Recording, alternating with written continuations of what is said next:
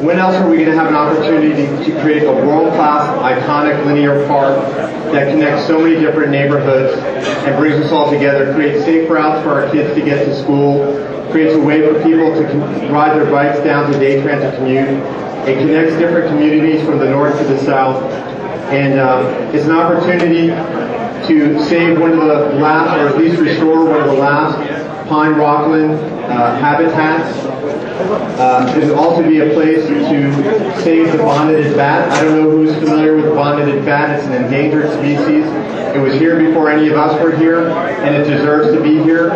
And we're putting up bat houses, and the University of Miami should have the opportunity to collect the data for the bonneted bat and know that that is a sacred environment for that animal. We had complete consensus that we felt that there should be a natural space for both the mind and the eye, a place that when you're standing on the trail you can look to the horizon and have that vision, and that's a rare opportunity for this community. We also talked about trail overpasses at the major overpasses, and also creating ways to slow the traffic, speed bumps, lighting, painted lines at the minor crossings to make it pedestrian friendly, make it bike friendly, and make it a place that the community is going to use. We also talked about putting in a lot of native plantings. Am I getting feedback? A lot of native plantings along the borders. This would create an opportunity for the homeowners to have a little bit of a buffer.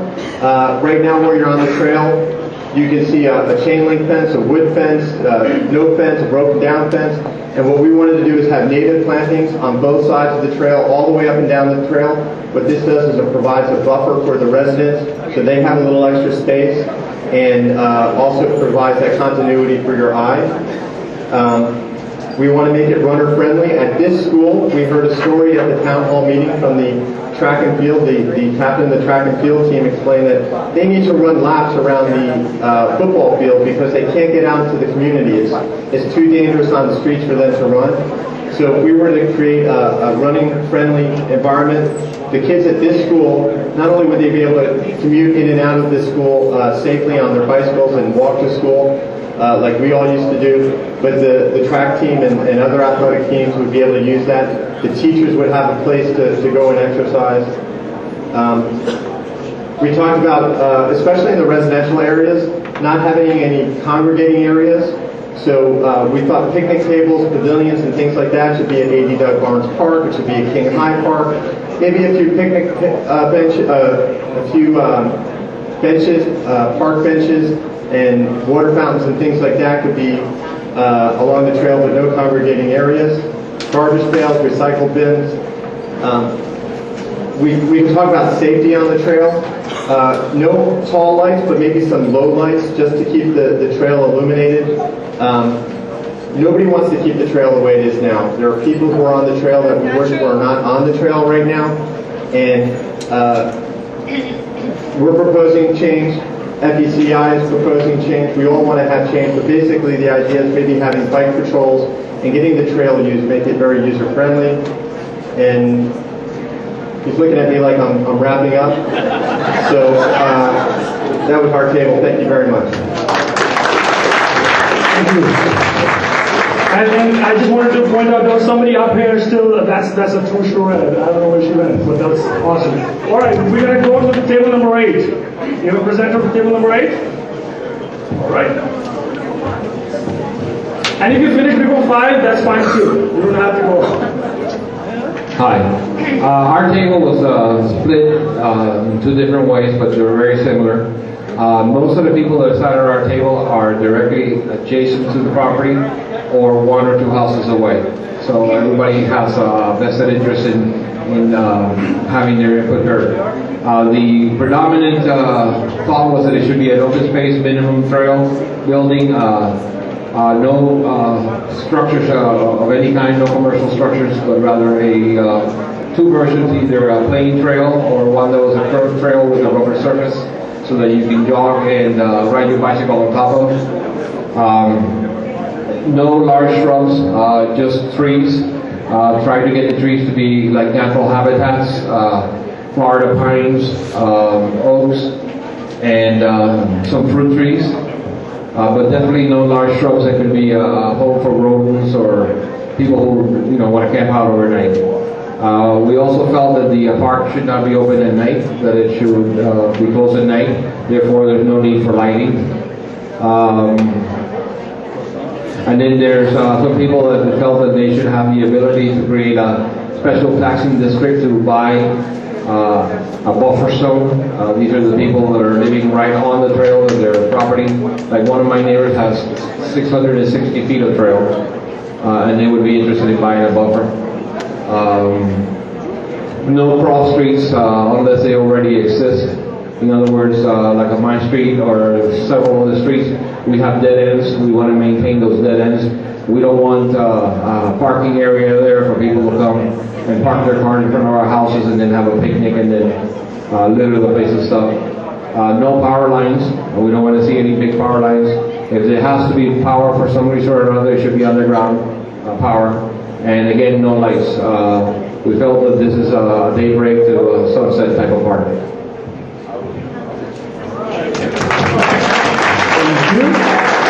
Moving on, table 5. You skipped 7?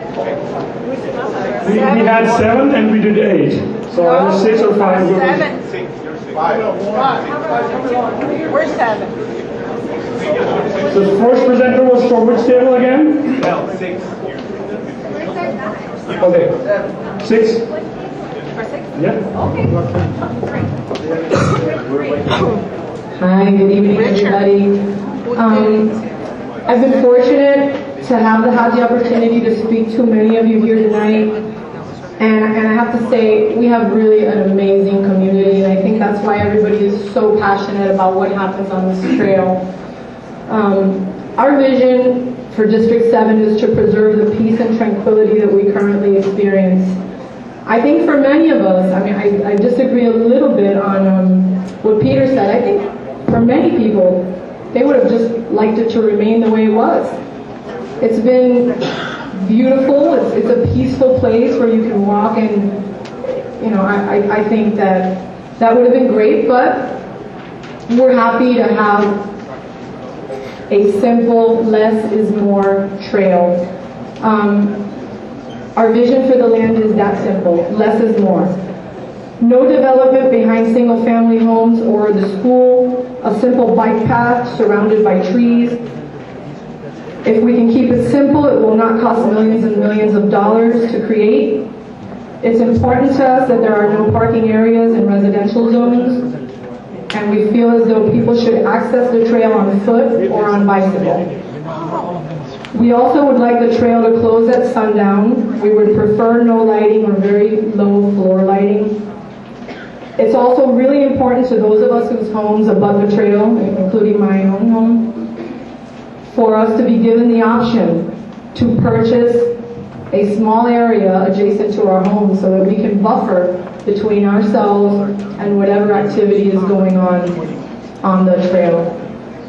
This would in no way affect the trail, since we are only talking about a small area on the sides that each homeowner could use as a buffer. It should be optional. It would also help raise funds for the creation of the trail, which is bound to be our most difficult obstacle. At the node on Bird Road, I think it would be nice to have shops and cafes where you could ride your bike and get something to eat or stop and rest. I think we've come a long way from where we were the first commission meeting, and I'm optimistic. I'm optimistic that I think if we work together with FECI, we can come to a conclusion that will be a happy medium. Thank you very much.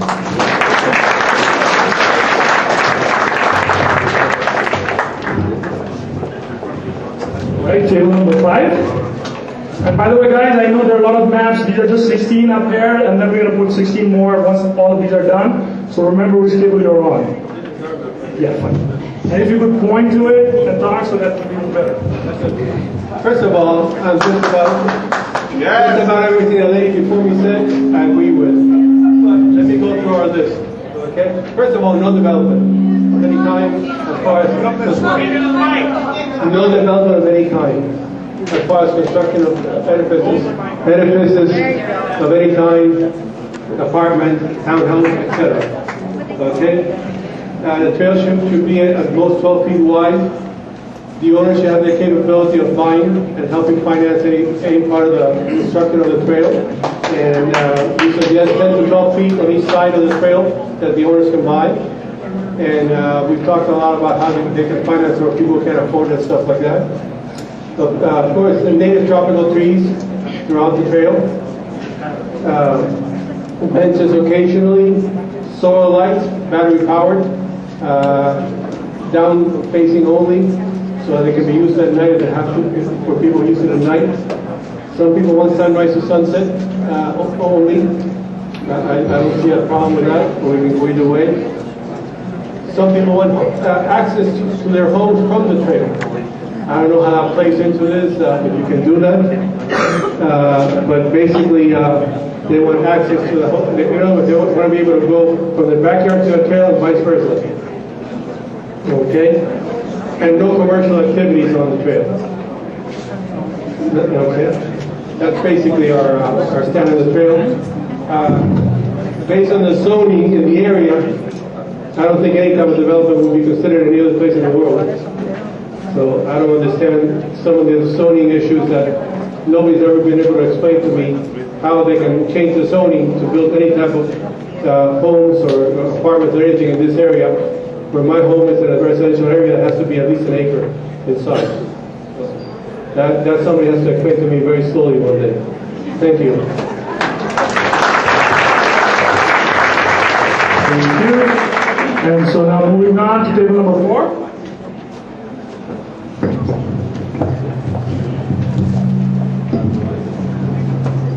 Okay, our section runs basically from the Bird Road node down to Little Road. One of the greatest highlights of our area is, of course, AD Barnes Park. And a lot of wildlife, a lot of humans use that corridor to access AD Barnes. So we want to make sure that that continues to be a part despite the development that might occur at Bird Road. One of the important things that we want to see is a very safe overpass that crosses from AD Barnes over to the Ludlam Trail. We understand that there's probably going to be some fair amount of development happening at the Bird Road section. We are okay with that as long as it's responsible and it's mindful of all the area homeowners. We would still like to see lots of trees. We understand there might be a narrowing of the trail at this component, but we would like that to end at about 44th Street.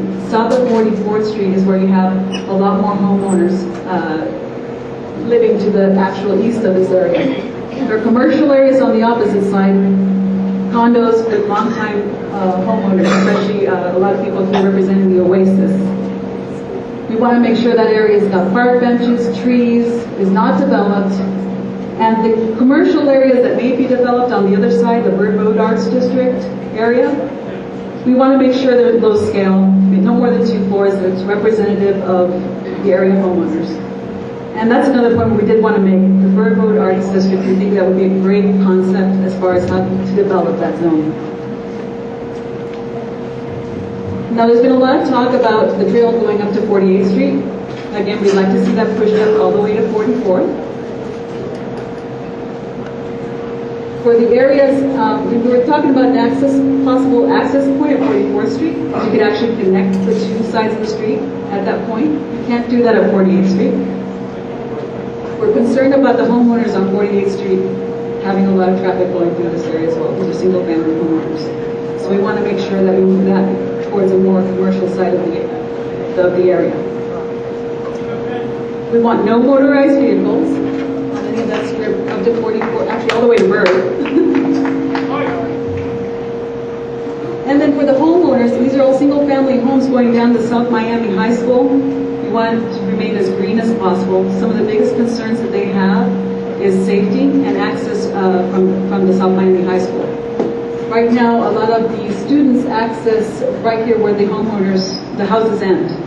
And it's kind of an informal access point. They want to make sure that access point is moved down closer to South Miami High School, right near Miller Road.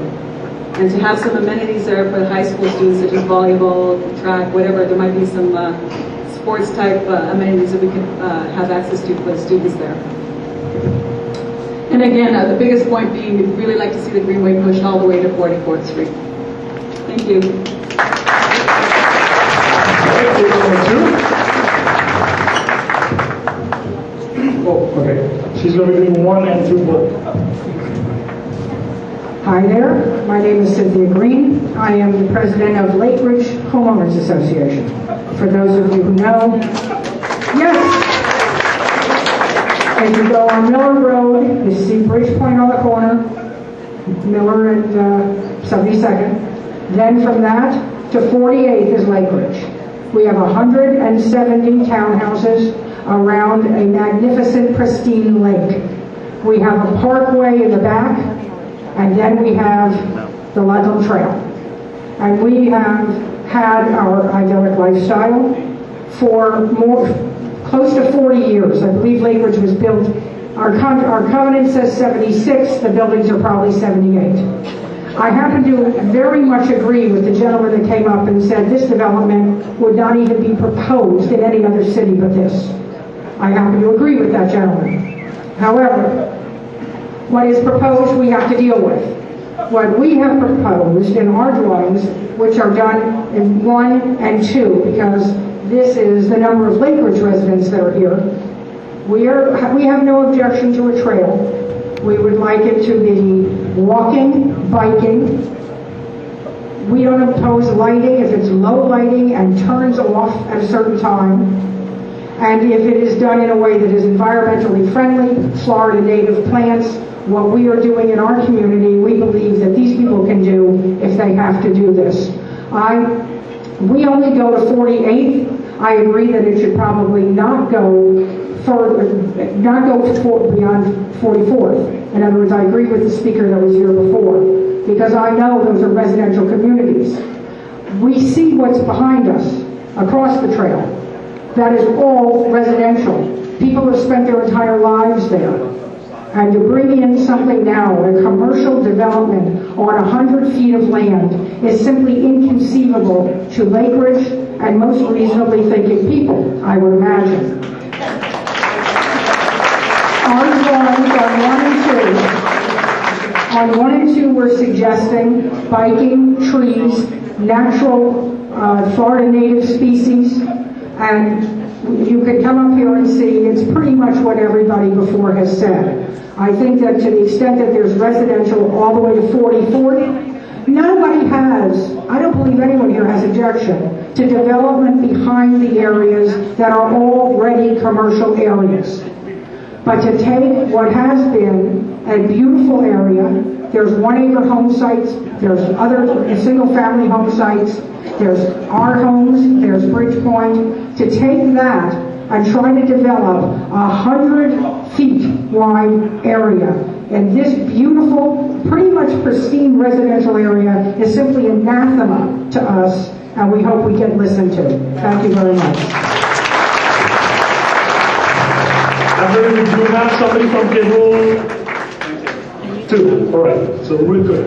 Sure, real quick. Hi, my name is Richard Formoso. You guys may have seen me at a few of these meetings. Here I am again. I wore a red shirt for those of you that asked me to. I live at 5030 Southwest 69th Avenue.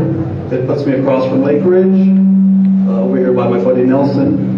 And I agree with a lot of things, everything that my neighbors at Lake Ridge have said, Peter in the beginning, and a lot of the other tables, is that we want a park. We want a linear park. We want a trail. We don't want development behind the residential areas. I think 48th Street is especially sensitive because of the traffic at the schools, the school buses, and some of the traffic that comes out of Oasis. We don't want to make that situation worse. So earlier someone mentioned 44th Street as a cutoff or something different in this area. I'd say that that's something that should be looked at, and I know developers back there listening and considering that. So just maintaining the integrity, the tranquility of the neighborhood is what we're looking for. We understand it's private land. We understand that this is a process. So let's continue through the process and get the best result we can. Richard Formoso, nice to meet you all. Thanks. Thank you. Table number 10. And after this, we're going to be putting up more maps and make sure, guys, the facilitator that were in whichever table help the speaker identify the maps, because I think people are getting confused. Table number 10. And we have 2 speakers. Okay, table 10 is the area from Southwest 80th Street to Sunset, and our table was unanimous that we do not want any development, commercial or residential. The lots that are on either side of the trail in that area are all low-density, 1-acre lots. And one of the main concerns some of the people at our table had was safety issues. I think we seem to think that the trail should be open at night, but that there should be some lighting. I don't know about the trail on my property, but a lot of people did, and they suggested a fence to divide the property owners from the trail with some kind of low lighting there, and solar would be good. We want native tree plantings, shrubs for butterflies and birds, something low maintenance. We also want some benches so people can sit, and have a paved area for walkers, runners, and bicycles, and then possibly then an unpaved nature path that would run along the edges close to the bushes so you wouldn't feel like you're going to get run down by the speeding people. And let's see what else. Oh, sorry there. Well, we're dreamers. Overpass over Sunset, so people can cross safely. And one of the things that it's important to me is the long view. So I know a couple of the other speakers have mentioned that, because you don't get that in Miami. And I know if I stand on 80th and I can look all the way down the trail the way it is now. And it's, I think other communities in Florida have rails to trails. That's what this originally, people wanted to develop it, and I guess, the recession came in or whatever. But I think this is our only chance. I think the whole trail should be a rails to trail all the way to the airport. And then, because we're never going to get a chance to do this again. Once this gets developed, that's it. And here's our other speaker. Thank you, Diane. My name is Sam Van Leer, and I'm president of the Urban Paradise Guild, and while I do not live along the trail, I was asked by the residents to represent Mother Nature here. So what we have here is a very unique opportunity to prevent butterfly extinctions. There are 4 butterflies that are listed as endangered in South Florida. 2 of those are specifically pine rockland butterflies. Now, this trail here could become a pollination corridor that would reconnect fragmented habitats all along the trail, 6 miles. It would additionally connect it with new butterfly gardens that have been planted by school children, in churches, in parks. So this has the potential to take inbred populations that are on the brink of extinction and bring them back to life. Because otherwise a weak inbred population is prone to just fizzling out. All it takes is one natural disaster, one overspray by insecticide, and they can be gone. Now, this is completely compatible with running paths, bike paths, but we'd love to see that nature trail, because that way children would have a slow place to walk to school and absorb nature during the experience and not be subject to fast commuter bike traffic, which is cool. There's also a request for Vita courses with stations along the trail where people can exercise, water fountains, because people like to drink water. Also, another thing that should not be overlooked here is the opportunity to connect with a blue-way, green-way along Snapper Creek Canal, and of course with the empath underlying area as well. If that connection is not maintained, if development is allowed to block that, then we're really missing an opportunity. Now, getting back to the butterflies though, does anybody have an objection to lots of wildflowers? Because that's what it would take, a lot of wildflowers. Now, keep in mind, yay, go butterflies. Keep in mind that if we have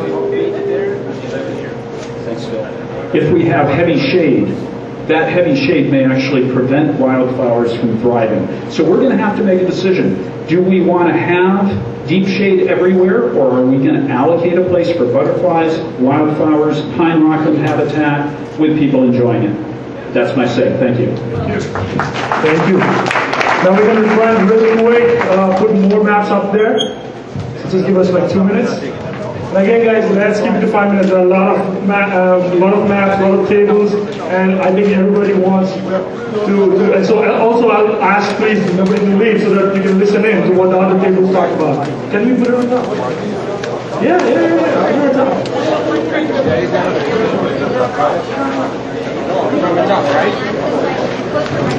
I'll take a minute. So while they're in transition, we've had a few consistent requests, a few consistent themes. What we're hearing from everybody is there's an emphasis on this being a passive park, not an active park. That is to say, no motorization. Everybody's asking for a walking trail closed at night. Now, unless it's a park that has lighting and where we're able to maintain security. And so just for public safety reasons, it's normally the policy to have a park closed at sundown.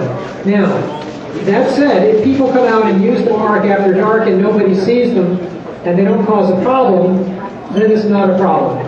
But if we're going to have people consistently using the park, then whoever is the governing body looking after it is obliged to provide for public safety, which means patrols.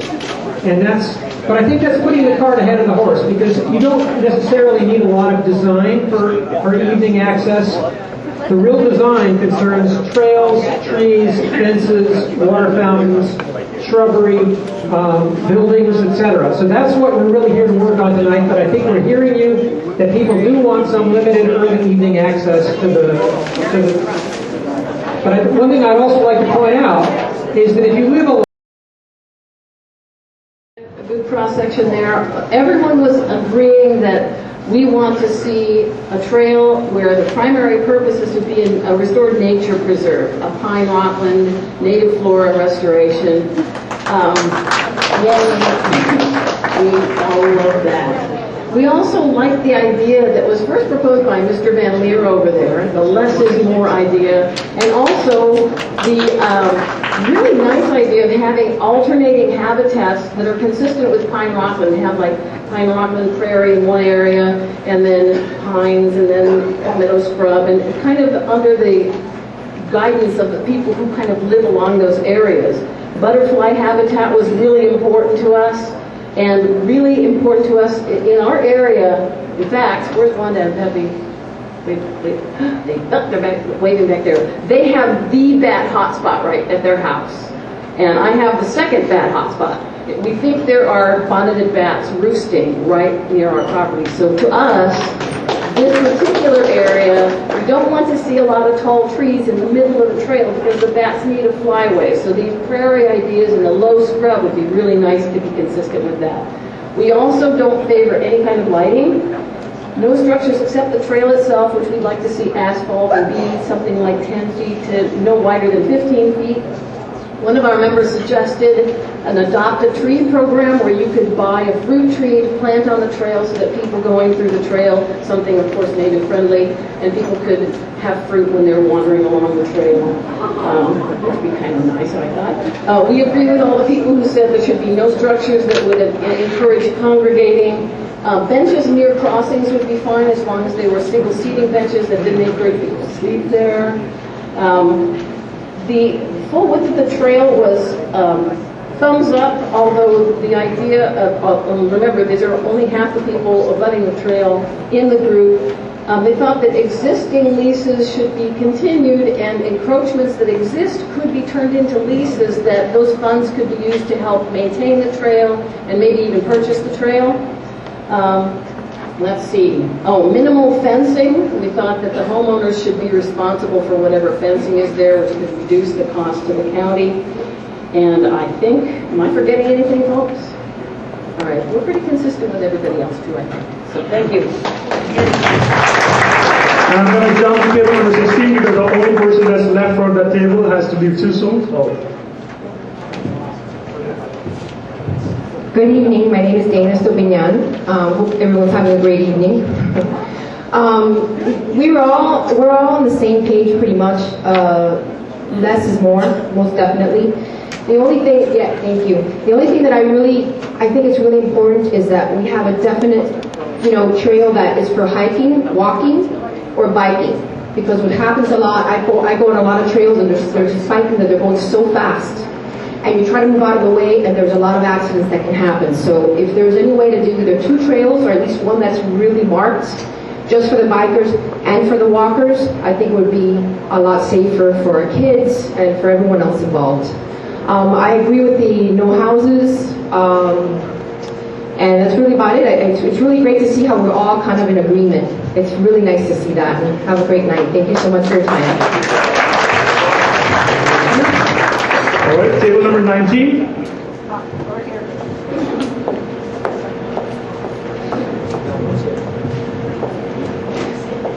Hi, my name is Rosa Marie Purvis, and I live on the trail, 49th Street. I grew up in this neighborhood. I went to school here. I lived across the street before this school was built, before Lake Ridge was built, and before the other townhouses. With that said, and in an ideal world, I would love to see this remain a trail. However, that is not a reality. We have to understand that this land is owned by a company, and this company has an interest. So I think what we need to do, and what we're doing here, is work together with them to come up with a plan that would meet most of the needs of everyone in the community. I'm a frustrated architect, so I've been driving around the neighborhood that I grew up in, and the Burr Road area between the trail and the Burger King, for those of you who know the area, it's all empty and clean, ready for construction. So I think that would be an ideal place for high-density construction to take place instead of the back of the houses that have such limited space. I like nature, but unlike a lot of the people here, I'm not a big nature lover. I like to see the butterflies, but that is not my main worry. My main worry here is opening streets back here. The traffic on 48 for all the neighbors here that know during school hours, Monday through Friday, currently is unbearable. So if the street is open on 48, this is going to be a through street for people coming to the other side or coming through to get to Bird because the traffic is really, really bad. With that said, in our table, we thought that if construction went all the way to 44th Street, and there's a street there, and they opened that street, to me at least it would be acceptable. To the people in our table, it would be. Right now, for those that live in this area, it's very difficult to even get emergency vehicles through there during school hours, especially if you get closer to the school or 48th Street. So I think keeping that in mind, and definitely leaving a trail area in the back of the residential areas would be a good accommodation. I think that might work for everybody. Thank you. Table number 17.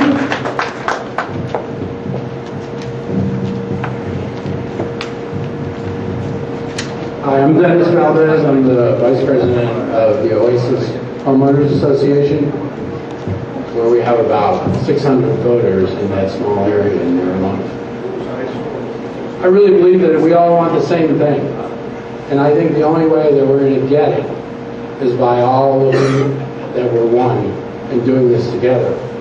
We don't want any cross streets crossing over into the residential area from this commercial area, period. 48th Street, I don't think so. The guy is going to work. The whole thing is, I think it's about time that we get something and that people who are multimillionaires sit on the sideline and they do something for us instead of tearing down Hollow Ground, the Orange Bowl for millionaires, downtown for the heat. How about a little something for the people who are paying for that? And that's us. And I'm glad that our community leaders are here today and supportive of us. Because what we want is a linear park here. We have kids. We're not adding any green space to our county. We need this. We need to be able to have our kids do something where we can meet our neighbors once again, where people can walk and talk, where they can see nature growing. We don't need any more condos. The traffic in the area is congested beyond belief as it is. I drove an emergency vehicle for 30 years, and I drove in that area, and it's almost impossible to get through there. We don't need any more of that. We need something for us, the taxpayers. Not another ballpark for millionaires. We need something for us. Period. I don't know what else to say. I think we all feel the same way about it, and we've got to stick together as a group in order to get the maximum that we can get out of this, and make sure that we're connected in areas where they are going to put up growth, that we have egress, that we can get our kids and bicycles over where we're not crossing busy streets, and they can pay for that. Let the developers pay for it. Anyway, I don't know what else to say other than you're not putting the street through my yard.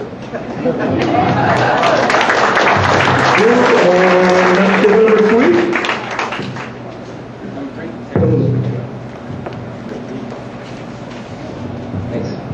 Tough act to follow. Okay. We have a lot of the similar ideas that a lot of folks had. Nice tree lining, solar lighting, low lights, all that kind of stuff. I want to underline some of the stuff that might be either unique or stuff we felt very strongly about. Making sure that paved path that would ultimately be the bicycling / jogging path, make sure that we do segregate it with clear markings on it to keep fast traffic away from slow traffic. If the close at night thing if that has to happen, then I agree with like a no loitering rule of thumb. But folks that would like to pass through walking or keep moving, that's okay. In the Bird Road Arts District area, keep it as artsy as possible to kind of keep with that theme over there. At some of the crossings, 44th Street, 48th Street perhaps, we love the bicycle DIY repair station. We have one South Miami Metro Rail station now, and you've seen them. Those are really neat. You can like pump up your tires. It's like fixed to like steel wires and stuff, so the tools kind of remain there permanently. Public access to the actual trail. Public access only at certain spots, like some crossings, like 48th, 44th, for example. Some of the folks they lived on the terraces in the very small streets. They didn't want people to access the trail from there. And let's see, major crossings.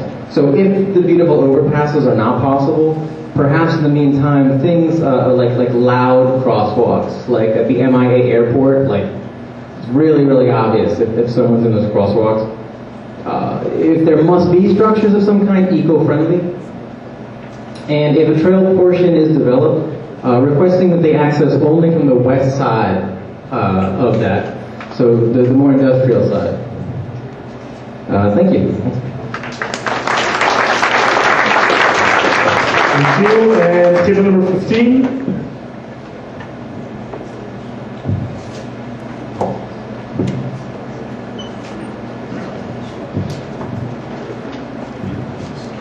Hi, my name is Maurice Pipkin.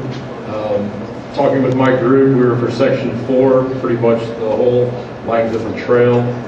Some of the items that were important to us were safety, like the gentleman before mentioned, like the crossings, lots of visuals, lots of lights. It's important to have as little impacts on the existing area as there is now, so we want to keep with like the trees and the paths and that type of residential structures that goes up there. On the safety, we mentioned emergency call boxes maybe throughout the trail in the event of an emergency. We had no issue with lighting. One of the items that was brought up is by the high school with having maybe access for the school buses to alleviate some of the school bus traffic on that corner. We would like the trail realistically to look exactly like the handout that he's given to us. Thank you. Table number 14. We have a speaker for table number 14. There you go. My name is Eric, and I'm a student at FIU for Sustainability and Environment. I come from part number 5. I don't remember whether you call it district or not. But anyways, what our group came up with was having a divided path, like one long, 15-foot path that's divided, one half for bikes and then the other half for pedestrians, but keeping handicapped accessibility in concern, and also comfort with a lot of space. All right, we also thought about having do-it-yourself bike repair stations at reasonable distances, about a mile or so, and also having interpretive stations and educational components next to the schools so they could tie into curriculum. This would probably help a lot with studying the pine rocklands and southward ecosystems.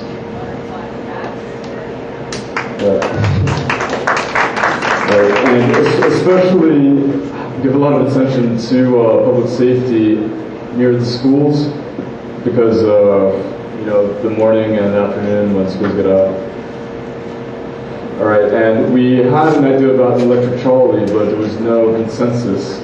This is probably due to the noise pollution that it probably cause traffic.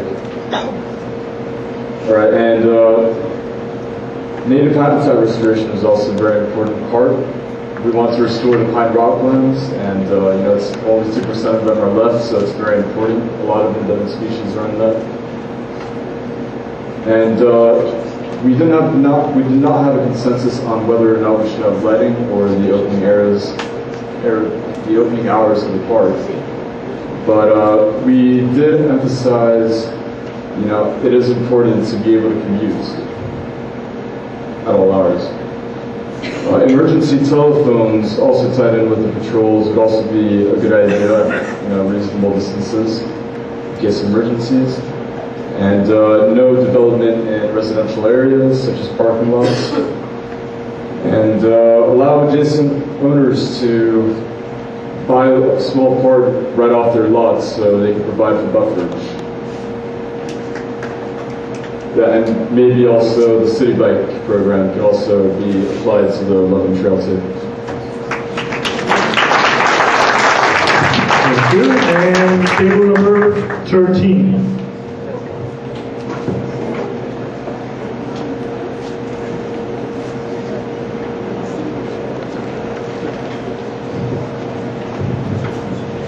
Good evening.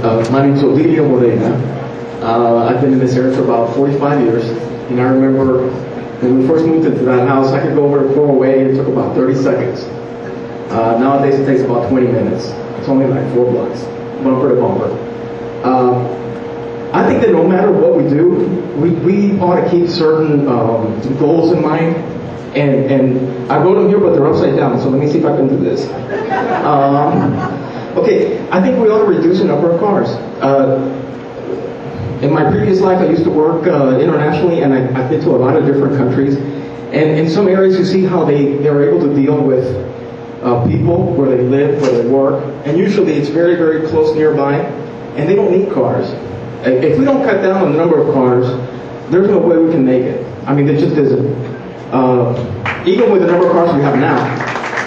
So whatever development goes on here, we need to make it so that people can live here and work here very close by, use this as a transit area that you can go up to Dayland, then take the Metro Rail, go all the way down to Brickell, go down to Sunset Place, wherever, and use it to move around, and you miss all this traffic. I mean, they're doing something similar downtown Miami with all the high-rises. It's just that they're going into a different area, very, very high density. They don't need cars, so they live there, they work there, and they do away with the cars. We can do it with a much nicer area. I mean, I got right up to the property, and when I want to go walking or running, I go down to the Coral Gables golf course. Because it's just a nice area that you look at it and you go, this is where I want to walk. This is where I want to look at. That property would probably be a lot more valuable to put up a bunch of high-rises in it, but they keep it as a golf course. And it's very, very it's utilized, tremendously. Everybody in the community uses that property. If you go over to Salvador Park, you go down that one street, it's a total canopy. The whole tree just makes like a tunnel. We could have something like that here, where you make this whole flamboyant and ficus trees, and you can walk up and down this whole area, and it'll be a very, very nice, beautiful place to live in and work in. But some of the other goals would be to here we go again. You promote, pedestrianism. You have to use bicycles and walk around. And if you go outside your house and there's a Starbucks across the way, or a Subway, or McDonald's, or whatever, you don't need a car. Or you can walk 2 blocks down to Winn-Dixie. You don't need a car. And right now, I need a car. There's nowhere I can go without a car.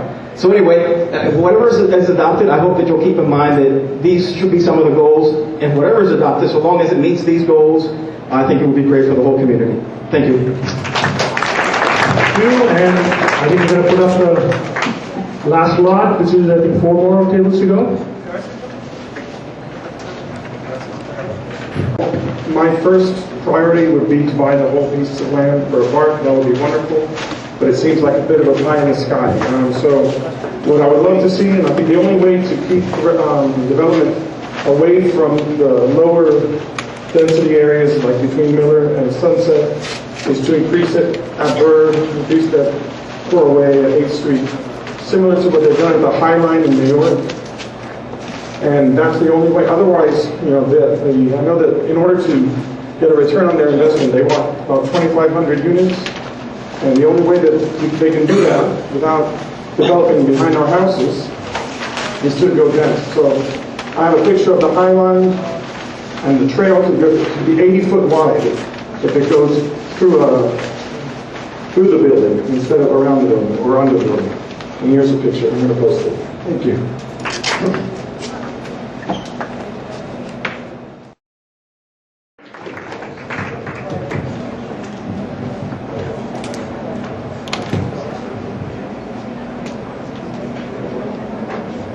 Thank you. My name is Saul Alberry. I live at 7020 Southwest 74th Street.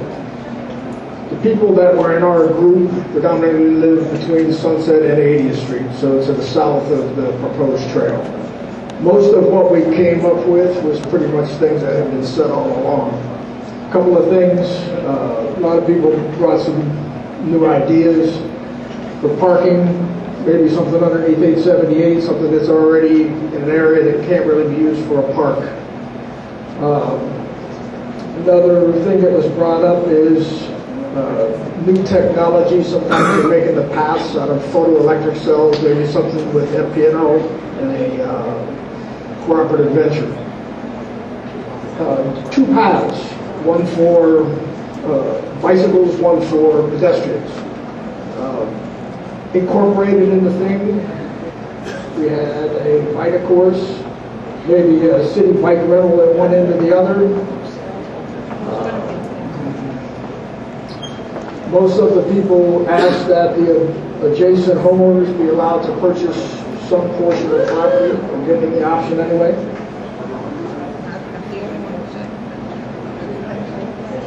Abutting owners would have access through their own backyards if they wanted to. I believe everybody was pretty solid on no walls, no fences. We'd like the buffers out of some sort of greenery.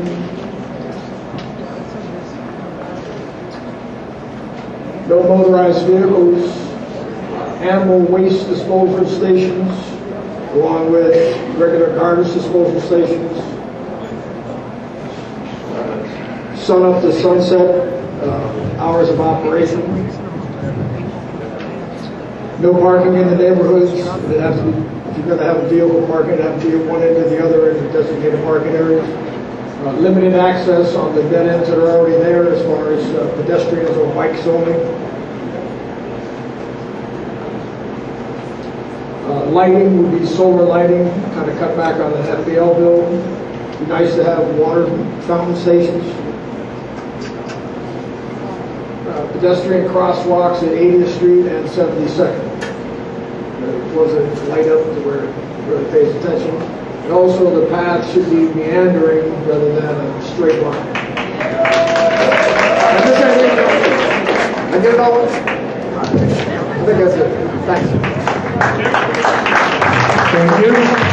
We have the FCA table number 20, but I'm going to go to these two tables, and then please don't go. We want to hear what FCA also have to say for their table. So table number 12.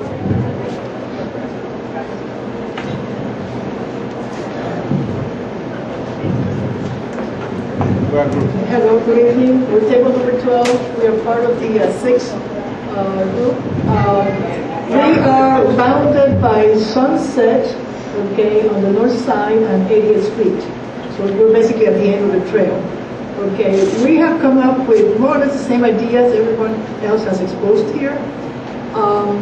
Again, we want to keep green, the area green. We're also want to stress that less is more, that the very first speaker here spoke about. First of all, we want to keep the less is more also because of cost, okay? We don't want people to come back and say, no, we cannot do what all of you have talked about because there's no money. Okay, so we need to start with less is more, keep it simple, make sure we do go ahead with the project. Okay, that's what we're all here for. Okay? And again, number 1, keep the trail green. Okay, and absolutely no changes to land use. We need to make sure that happens. Okay, all our area as well as the rest of Miami is getting too dense, too many cars, as someone else was saying. And we do not need that in our neighborhood. It's, besides the noise, it's also unsafe for the family, the children, etc. Speaking of children, there's more and more loss of natural sites in our neighborhoods all over Miami. So this gives us a chance to at least keep some green areas in Miami, especially our Kendall, South Miami area. We have way too many buildings coming up. Too dense, okay? Again, we spoke more or less the same thing everybody else. Sorry, I think I'm reading glasses. Okay. By the way, these two gentlemen are also my neighbors, okay? They were nice enough to come here with me. Okay. We did add something that I believe the other groups did not talk about, and that is extending the bike trail. We do want 2 lanes, one for bike and skaters, and another one for walkers, joggers. But we did extend, since 80th Street is close to the Metro Rail, and there's that underline, that bike underline, that goes underneath the Metro Rail, we would like for the trail to be extended to, I think it's only like half a mile, quarter of a mile. Yeah. Okay, to extend it to the Metro Rail that passes by US 1, so people can continue on their bike ride. Another thing someone else from our group brought about is close to our neighborhood, there is a natural preserve. It's actually around 76th Street and 39th Street and 72 Court. I don't know if you are all familiar with it, but if we could, and from our actual neighborhood, there's a small pathway that takes us from our neighborhood, approaches, if you either walk or bike ride, it approaches towards the natural preserve very easily. If we can actually extend the trail to west to take us all to the natural preserve, that would be great. So that's another consideration that I think hasn't been exposed here yet. Again, we want it to be dog friendly. We want water fountains, we want benches. We do need to make sure that benches are in such a way people cannot use them for sleeping purposes. Okay? And let's see, anything else? Yes. we need some sort of security, like a bike patrol. Would be nice. Also, certain hours of the day that people should not be at the park. Another important thing we brought attention to is we have, especially because our section 6, it's all residential plus a couple of churches.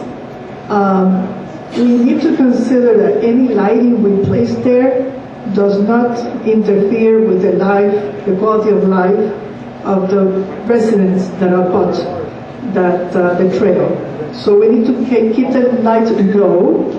Let's not have the high posts, for lighting purposes. Keep the lights low. Make it look natural. Maybe place it among the rocks and the plants, etc.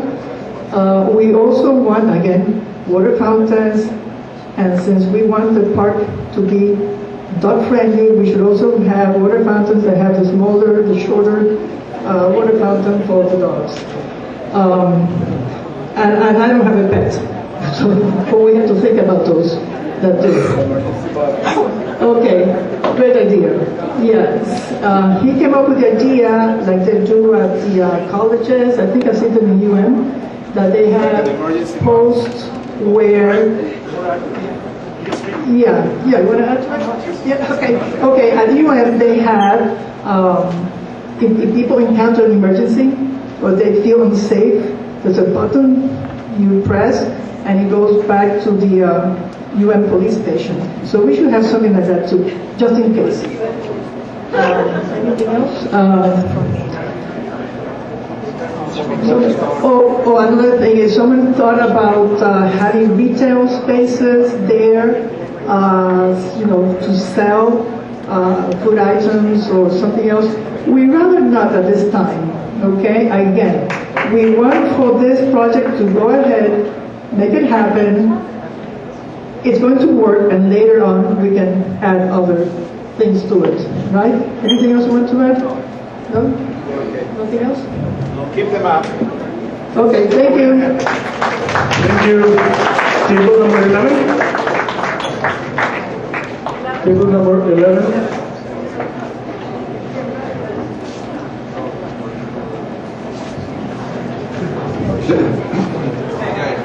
This is a tag team. She's my neighbor. So we were thinking of maybe a lazy river along the. Just kidding. Pretty much everything that we considered, that we thought about, has been suggested already. Maggie, why don't you walk through some of the must-haves? Thank you. So, real quick, must-haves. And before I even begin, the most important thing is we want something very, very simple so that it can be maintained at low cost and is possible to do. We want to make sure this moves forward, like I think everyone in here. And the other thing I wanted to mention is that we have heard that maybe there will be some type of development like around Bird Road where there would be buildings or perhaps something like a sunset shop or something like that. And we would be in favor of that. We think it would be actually a good thing to be able to ride there. So having said that, the other 5 things that we felt very important about are obviously the option for neighbors that live in the area, the option to buy 10 to 25 feet. So that A, would help fund, and B, that would still allow about 60 feet of trail, which would be a good size to go through. Certainly no, and I'm talking here between 48th and 80th Street. No construction of any type from 80th to Miller or any of the other areas. Frankly, so most of us did not even like the idea of benches. This is trail. This is to walk through, not really to be sitting down. Low maintenance trees to keep the cost low. Native plants, something that's just easy and what's there. Low solar lights. We want to make sure there's no major overhead lights. And basically we thought sunrise to sundown operations as well. So that when it's lit and there's traffic and it'll keep it safe. And then we have a few other things, but those were really just more like nice to have. And things that will most likely happen, like signs on the roads or barriers between the trail and properties, etc. Thank you very much. one more thing. We kind of blew our drawing up a little bit. We weren't sure that overhead pass was practical. I don't know if we can do that. It'd be great, but you can imagine if you're going on a bike, think about going up and over. So there's alternatives to doing signage on Sunset or 80th, the stop signs and reducing the speed limit in that little section so people can get off, across safely. The other thing I think we heard about as well, like a box, a blue light box that they have at the university, so you can call in case of an emergency. Irrigation, depending on what kind of plans schematic we have, and as well solar panel for some lights if we need that. And that's it. Thank you, and last but not least, table number 20. Have you another tag team?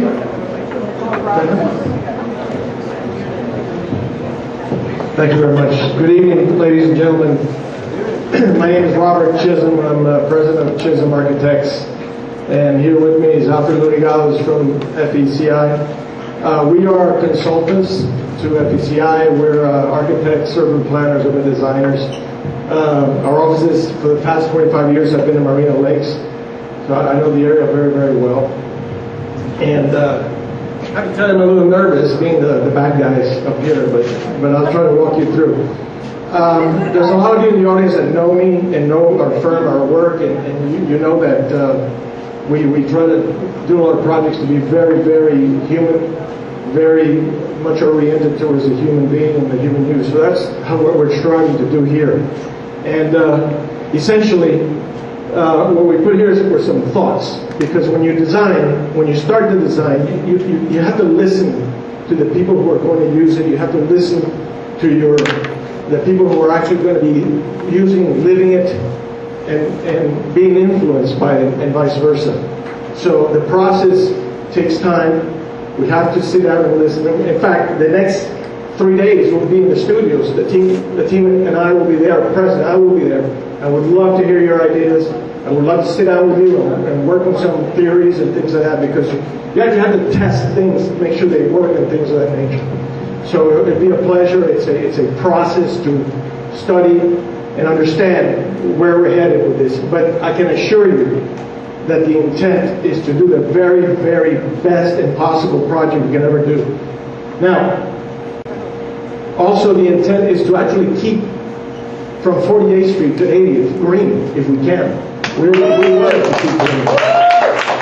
And what we would like to do, and if we go to 44th, we'll go to 44th. I mean, we'll do our very, very best, but we need to concentrate the development near Bird Road. And ladies and gentlemen, I can tell you that the opportunities for that are incredible, because I thought about it long and hard, and this can be something exceptional, really, truly an example for other cities to look at. It's the same way they look at the High Line or the Belt Line or whatever. And then if you look at the potential to connect with the underlying, and then perhaps around the Earth, the potential is incredible to really, really set a national example. So I think what I want to say is just that we're very, very open to hear you. Love to see you again in the next 3 days. We're going to be working there from 2 to 8 every day. I'll be there personally. And what we want to do is create living, mixed-use areas around here where every possible amenity, the county is going to stay on top of us to make sure everything works properly. Emergency services for the buildings, circulation, pedestrian aspects, vehicular aspects, bicycle aspects. We're going to try to cross over Bird Road and actually create a plaza above Bird Road, which is really interesting, because there'll be places where people places where you can hang out, if you can have a refreshment or a small sandwich or whatever, so that it actually becomes part of the community. And when you start realizing what the potential is for the rest of the industrial district and all the area, is really very, very nice. I don't want to take up a lot of your time tonight, since we're going to be meeting together for the next 3 days. So, Alfred, I don't know if you want to say anything. We're good? Thank you for coming. And thank you for coming, and it's my pleasure. Thank you for listening.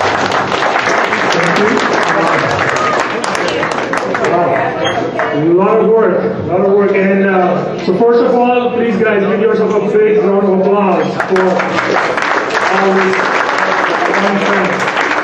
And also a round of applause to all the staff members that have been here helping us. Thank you. There are some questions? Yes. I have a question because we were told that that thing that looks like a train or a huge amount of apartment buildings. We want to keep from 48 Square Road green. We don't want to load it up with a high density bunch of apartment buildings. Got it. And again, this is just like all other tables. This is the FCCI's tables version, and it's all going to be vetted. And to again to confirm, you said from 44? From Bird? Okay. Excuse me, instead of 48, let's talk about 44. 44. 44. Right. So after this, like you already heard from me as an early presentation in the beginning, we're going to take all these maps. We're going to be at the Bethel Community Center for the next 3 days. We're going to be there from 2 to 8. Tomorrow, by 2, we will still be trying to set up those maps on the wall, but so you can feel free to come, but just give us a little bit of time towards the beginning to set it up. And so we'll be working on everything that you talked about, and for a lot of people that could not come here today, please let them know so they can stop by, and you guys come back if there are other things that you want to add to whatever we talked about. Thank you.